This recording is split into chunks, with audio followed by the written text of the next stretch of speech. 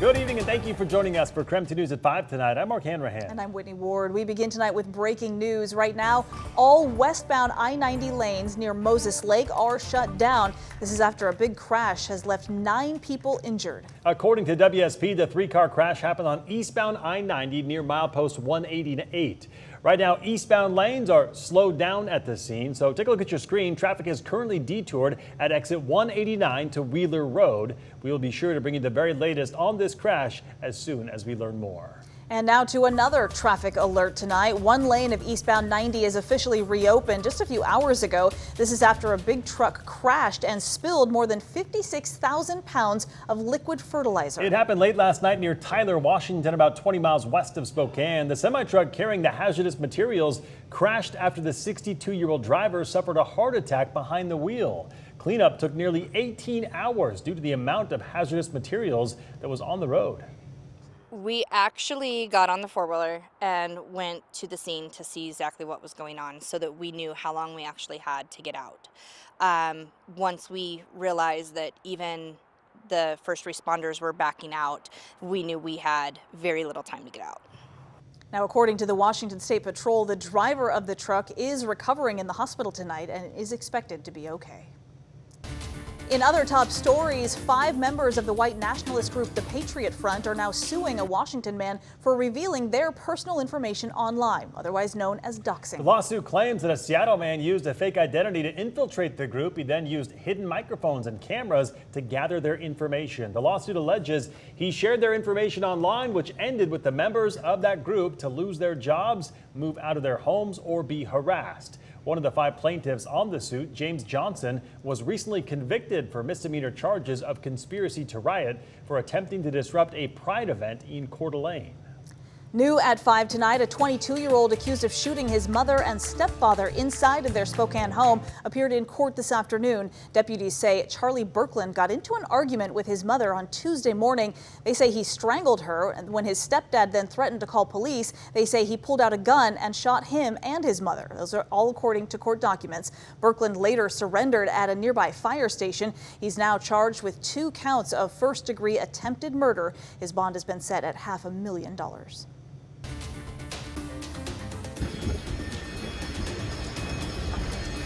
At least 6 people are dead in the raging wildfires that have decimated entire communities on the Hawaiian island of Maui. The acting governor there, Sylvia Luke, said it could take months just to assess the full scope of the damage and that recovery will take years. Tonight, officials say at least 20 other people are hurt and thousands more displaced as the death toll is feared to rise.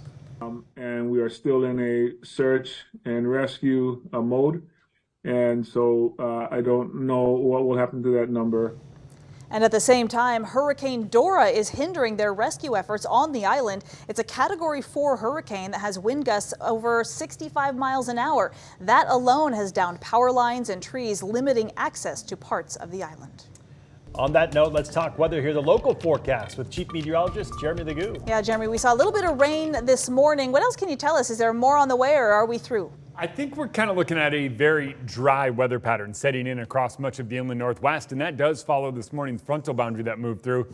Cold front, well, it did what cold fronts do. It brought us a little bit of wind, and we had a little bit of rain or a little bit of moisture in the atmosphere, and that led to some of the rain. Past few days, we've been talking about relative humidity levels up near 50%, and now we're back down in the 20s and a dew point of 45 as we hit 81 is kind of business as usual. And that means it's beautiful. It is a little bit breezy this evening, but that's what we expect following a cold front moving through. And as it exits the region, we're going to see a few more stray showers in northeast Washington and parts of North Idaho. Those should wind down. We'll hang on to a bit of a breeze through the evening.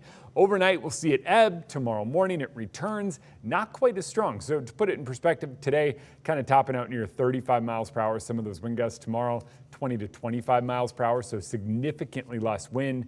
And then eventually things just start heating up. 82 Thursday, 85 Friday, 87 on Saturday. It's a big time warm up heading into the weekend. So if you like the cooler weather, tomorrow is the day to enjoy. Oh, it sounds good, Jeremy. Thank you very much.